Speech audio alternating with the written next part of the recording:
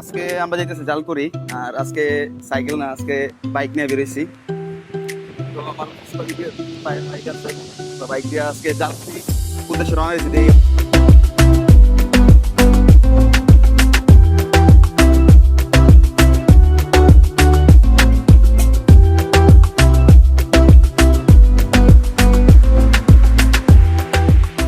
জালকুড়ি যাইতে হইলে আপনারা সম্ভবত যদি চাষারাতে আসেন তাহলে আপনার সাইনবোর্ড হয়ে চাষারা থেকে আপনার অটো নিবেন, অটো নিয়ে 2 নম্বর চলে আসবেন।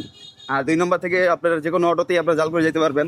আর বিশেষ করে যদি আপনারা চিটাগাং রোড হয়ে আসেন তাহলে চিটাগাং রোড থেকে 2 নম্বর অটোতে আসবেন, হয়তো 10 টাকা নিতে পারে ভাড়া। তারপরে আপনার 2 নম্বর নাইমা অটো দিয়া জালকুড়ি যেতে পারবেন।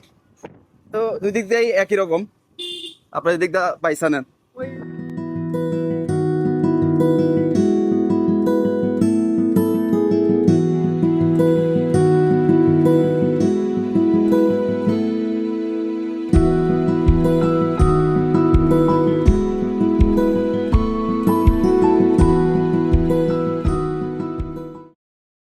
সীমান্ত টাওয়ার, হ্যাঁ আচ্ছা, আমরা সীমান্ত টাওয়ার একটু ভিজিট করি, দেখি সীমান্ত টাওয়ার আইসি। এই দেন সীমান্ত টাওয়ার অস্থির।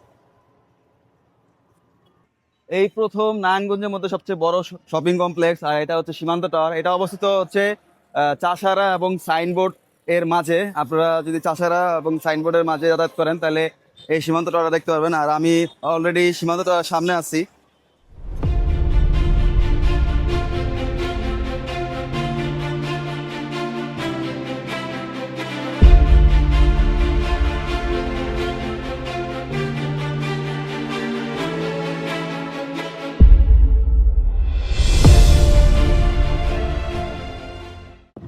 আসলে সীমান্ত টাওয়ারের শপিং মলে ঢুকে আর কোনো কিছু এক্সপ্লোর করি নাই, কারণ এখানে শুধু স্টার সিনেপ্লেক্স গ্র্যান্ড ওপেনিং হয়েছে গত রোজার ঈদে।